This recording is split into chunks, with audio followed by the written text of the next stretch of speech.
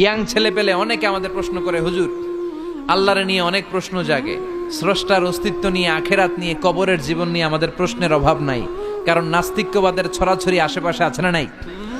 Young যারা আছে তোমাদেরকে একটা বই পড়ার সাজেস্ট আজকে আমি করে যাই। বইটার নাম অনেকে জানে, প্যারাডক্সিক্যাল সাজিদ। কি নাম? লেখক হচ্ছে আরিফ আজাদ। লেখক কে? আরিফ আজাদ। বইটার নাম প্যারাডক্সিক্যাল সাজিদ। গত 21শে বই মেলায় এটা দ্য বেস্ট সেলার হয়েছিল, এজন্য নাস্তিকদের মাথা গরম। কথা বলেন। এই বছর সে আরেকটা বের করছে, প্যারাডক্সিক্যাল সাজিদ 2। এটা গতকাল থেকে বইমেলায় পাওয়া যাচ্ছে, 21শে বইমেলায়। এই প্যারাডক্সিক্যাল সাজিদ 1, প্যারাডক্সিক্যাল সাজিদ 2 প্রতিটা যুবকের সাথে সাথে রাখার দরকার, ঠিক কিনা? It's an eye opener for you. এই সূরাটা আপনাদের জন্য আই ওপেনার, চোখ খুলে দিবে। একটু চিন্তা করলেই বুঝবেন যে নাস্তিকদের যুক্তিগুলো খুবই হালকা। ওরা স্রষ্টাকে মানতে চায় না, আল্লাহরে মানতে চায় না। এর কারণ ওরা বলে আনসিন ইজ নাথিং, যেটারে দেখি না ওইটা মানি না। নাজুবিল্লাহ পড়বেন না? কিন্তু ওরা ওদের জীবনে অনেক কিছু দেখে না, ওরা মানে না। কথা কন। আচ্ছা, আপনি আপনার জীবনে সরাসরি চোখ দিয়ে আমেরিকা দেখছেন? কথা কয় না। তা আমেরিকা যে আছে মানেন না?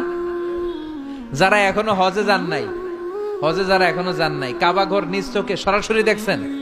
টিভিতে না, টিভিতে তো সবাই দেখছি, সরাসরি কাবা ঘর দেখছেন?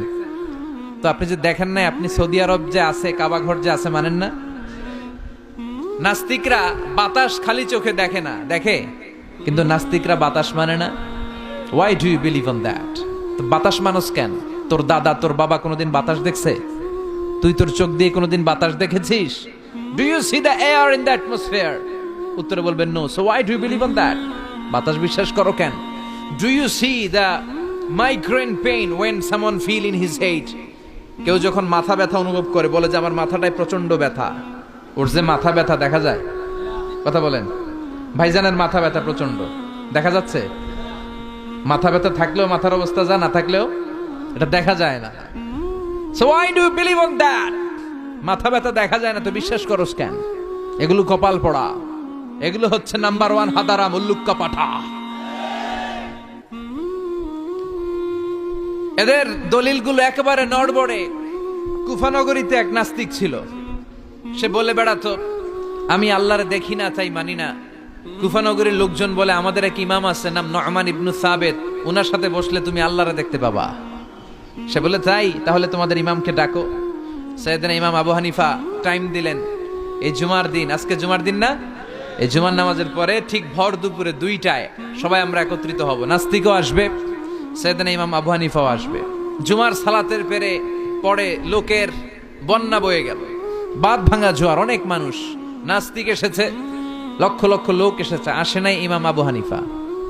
আসে না আধা ঘন্টা, 1 ঘন্টা, 2 ঘন্টা পরে আসছে। নাস্তিক বলে এই তোমাদের ইমাম, যার কোনো সময়ের জ্ঞানই নাই, এর সাথে কিসের তর্ক? সাইয়েদনা ইমাম আবু হানিফা বলে ইনদি উযর, আমার ওজর আছে। কি ওজর?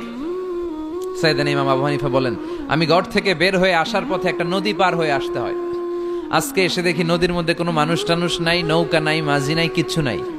তো হঠাৎ দেখলাম পাশে বিশাল বড় একটা গাছ। এই গাছটা এমনি এমনি 2 ভাগ হয়ে গেল। হঠাৎ গাছ থেকে এমনি এমনি লম্বা তক্তা হয়ে গেল, এমনি এমনি তক্তাগুলো জোড়া লেগে নৌকা হয়ে গেল। আর নৌকা আমার সামনে আসলো, মাঝি ছাড়া, লগি বৈঠা ছাড়া। আমি নৌকায় যেয়ে বসলাম, নৌকাটা আমার নিয়ে টান দিয়ে সাঁ করে ওপার নিয়ে গেল। তো এই যে এই কাজগুলো আর প্রসেসিং গুলো হতে আমার 2 ঘন্টা সময় লেগেছে। নাস্তিক কয় তগ ইমাম গাঞ্জা খাইছে, মাথার তার ছিঁড়া গেছে, নাহলে কোনো সুস্থ মানুষ এ কথা বলতে পারে? এমনি এমনি নাকি গাছ ভেঙে তক্তা হয়, এমনি এমনি নাকি তক্তা লেগে নৌকা হয়, এমনি এমনি নাকি মাঝি ছাড়া নৌকা চলে? সাইয়েদনা ইমাম আবু হানিফা বললেন এই তো আপনি লাইনে চলে আসছেন, আপনারে বুঝানো এখন আমার খুব সহজ হবে। এমনি এমনি গাছ কাটে না করাত ছাড়া, এমনি এমনি তক্তা জোড়া লাগে না, নৌকা হয় না মিস্ত্রি ছাড়া, এমনি এমনি নৌকা চড়ে না মাঝি ছাড়া। তাহলে এত বিশাল বড় আকাশটা কেমন করে এমনি এমনি হলো? জমিনটা কেমন করে এমনি এমনি হলো? সাগর, মহাসাগর, পাহাড়, মরুভূমি কেমন করে এমনি এমনি হলো? এগুলোর একজন স্রষ্টা আছে না নাই? নাস্তিক কয় তাই তো, আসলেই তো আমি হাদারাম, আসলেই তো আমি উল্লুক্কা পাঠা। এইভাবে তো আমি কখনো ভেবে দেখি নাই, এইভাবে তো কখনো চিন্তা করি নাই। ও ইমাম, তুমি আমার ঘুমন্ত বিবেককে জাগিয়ে দিয়েছ। তুমি আমার চোখের সামনের পর্দাটা উঠিয়ে দিয়েছো, তুমি আমার দৃষ্টিভঙ্গিকে পরিবর্তন করে দিয়েছো। ও ইমাম, তুমি আমার চোখ খুলেছো, তুমি আমাকে হক চিনতে সাহায্য করেছো। আর দেরি করতে চাই না, আমারে পড়িয়ে দাও লা ইলাহা ইল্লাল্লাহু মুহাম্মাদুর রাসূলুল্লাহ। কালিমা পড়ে মুসলমান হয়ে গেছে। আল্লাহু আকবার পড়েন।